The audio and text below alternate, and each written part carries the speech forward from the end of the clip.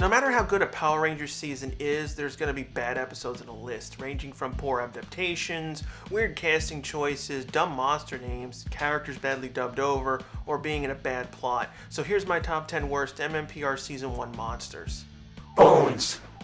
You might say this choice isn't fair, but the earlier Season 1 episodes suffer a lot from the writers not getting the hang of adapting the show's Japanese material, so Bones is a crummy monster right to his name. This monster never feels like a threat. He had a cool power of reforming himself, but that was it. Jumping around locations, then Trini just throwing his head into a crevice which somehow makes it blow up, felt too simple and not a worthy first monster the team fought.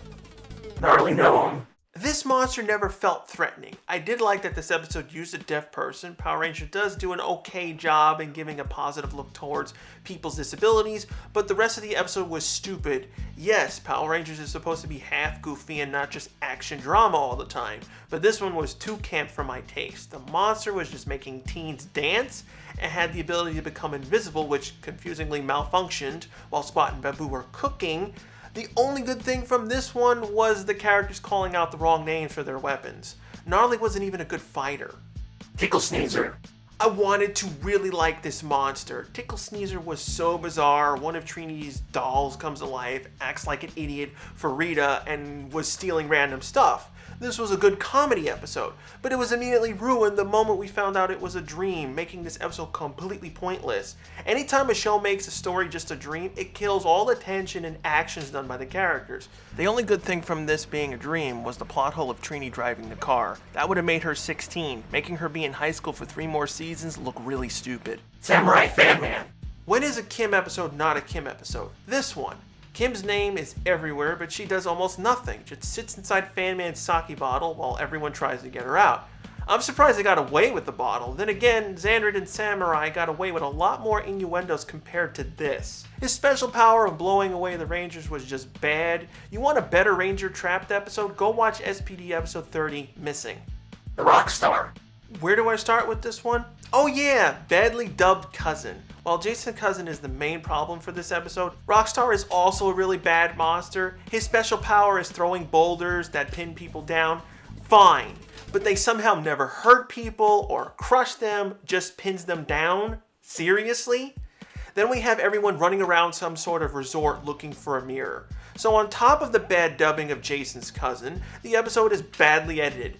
Billy wanders off alone for whatever reason, then they have him in the morph, but he never shows up. I wonder why? Then the monster is blown up by the magic mirror, so we never got any decent fight with Rockstar and the Rangers, but were honored by Jason's Cousin's screen time. Octoplant. I didn't like her at all, because for one, the monster wasn't even in half the episode. She had to grow up as a plant, so Jason and the others were fighting either Goldar, Scorpina, or some crappy vines. The Rangers had no idea where the seed was, and the moment she fights the Megazord, she gets done in because the monster stares at her reflection. One time they should have kept the monster male like Jew Ranger had. Second, imagine yourself getting killed like that. I'm gonna kill you, oh hey, I can see myself, let me get a better look. Dark Warrior. The whole plot of this episode was stupid. It does explain why Trini acts as Billy's translator. She's probably done it before for her uncle, but Dark Warrior going after her uncle's invisible formula made no sense. What does Rita need this for? She can use magic to make things become invisible. We had a monster not too long ago do that. The monster name is super lazy. I bet the writer saw the footage. What should we call this Dark Warrior guy? That name. It's good enough. Who cares? On top of all this, why isn't Trini rich later on? Her uncle making an invisible formula? He's gonna go work for some military company. Not to mention, the Rangers could have used the formula. Chunky Chicken. There's nothing really wrong with the monster for this one, but he's a part of a really bad episode. A lot of the bad monster episodes seem to come from the show using Jew Ranger episodes that shouldn't be adapted. The plot of this episode was really weird, and it was originally a 2-parter. Then we have the girl issue. Why did they think it was okay to cast someone who doesn't have black hair for this role? They should have just casted an Asian girl once they decided to use the Japanese footage. Then the episode is obsessed with these dino eggs. They only pop up here once and never again. Chunky Chicken barely does anything. He threatens the girl, then just fights the Megazord, dies, done. If you want to get a better understanding of the footage's story, I recommend watching the 2 Jew Ranger episodes. Pumpkin Rapper. This guy was just annoying. Rapping was such a 90s thing, but making a monster talk like that was really a bad idea. I have no problem with Power Rangers doing holiday episodes, but not like this. He puts pumpkins on the Rangers' heads. I never buy it when monsters do things like this because the suit is supposed to protect you from basic environmental issues, and the episode shares the same problem when Tommy and Tanya are stuck singing their lines in that Zeo episode. It just goes on and on and on. The joke just gets old. Fighting Flea. And for my number one hated monster is Fighting Flea.